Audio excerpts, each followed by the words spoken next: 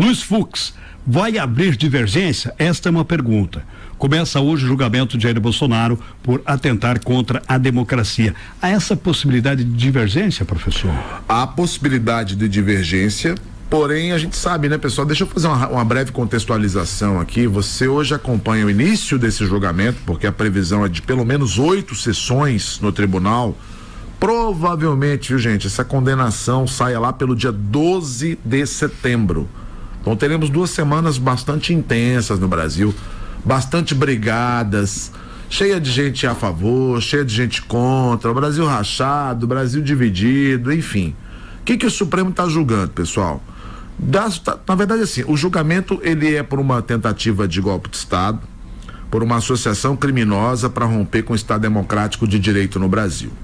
Pois bem, quando é que essas provas começam a ser coletadas? Começam a ser coletadas ainda a partir de 2021, quando o ex-presidente Jair Messias Bolsonaro começa a contestar a validade jurídica e a validade legal das urnas eletrônicas, desconfiando inclusive da sua autenticidade, desconfiando da capacidade que ela tinha de entregar resultados das eleições no Brasil. Muito embora não tivesse ali nenhum tipo de prova contra o sistema eleitoral brasileiro, o presidente Jair Messias Bolsonaro iniciou em 2021 essa fala, inclusive dizendo que na eleição de 2018 ele haveria ganhado no primeiro turno, né? Então começou ali toda a reação de desqualificação do processo eleitoral brasileiro, e após a derrota nas eleições de 2022, o Supremo Tribunal Federal entende que as atitudes tomadas pelo ex-presidente Jair Messias Bolsonaro foram no sentido de não aceitar a derrota e de promover um golpe de Estado no Brasil. Desde o momento em que ele não assume publicamente a derrota nas eleições, até o momento que os grandes eventos começam a acontecer, principalmente mantidos ali pelas pessoas que estavam nas ruas esperando alguma solução, e a solução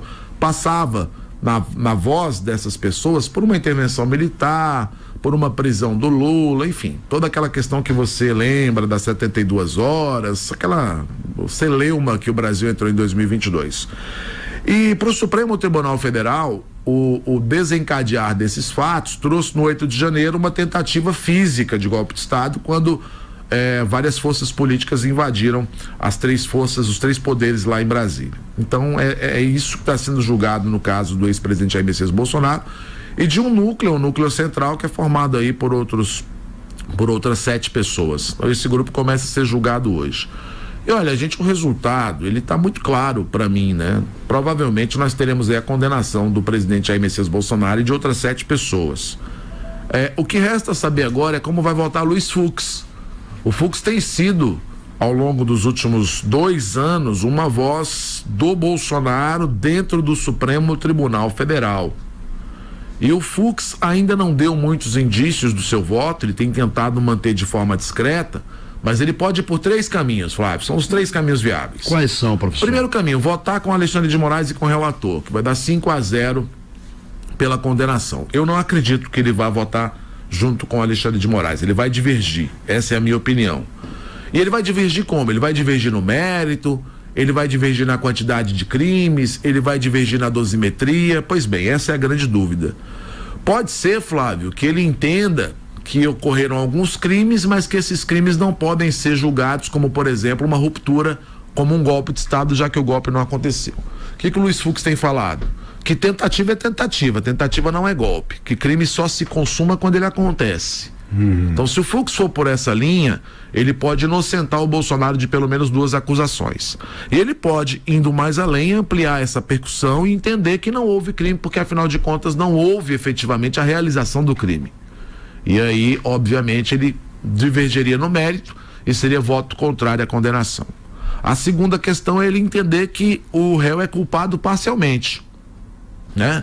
E desqualificando 1 ou 2 crimes, por exemplo, e com a dosimetria menor. Ou ele pode entender que o réu é culpado por tudo, mas também promover uma pena menor em relação a todos os crimes cometidos. Então essa é a grande dúvida, Flávio. E por que é a grande dúvida, gente? Porque se há um voto divergente, presta atenção no que eu vou falar, se há um voto divergente na corte, pode haver possibilidade dos famosos embargos infringentes, que é uma maneira que você tem de prolongar o processo jurídico na justiça e, quem sabe, numa consequência final, levar esse julgamento para o plenário do Supremo Tribunal Federal. Não que no plenário as chances do Bolsonaro fossem maiores, Mas há por parte do bolsonarismo, especialmente, uma crença que os Estados Unidos podem ajudar, podem intervir, podem dar Magnitsky para os ministros, que esses ministros poderiam se sentir acovardados ou receosos por ter que enfrentar a Magnitsky americana. Então, as pessoas acreditam que talvez no plenário a chance do Bolsonaro, em termos de julgamento, seriam melhores. Mas, enfim, a divergência do Fux vai ser aberta. Eu tenho poucas dúvidas em relação a isso.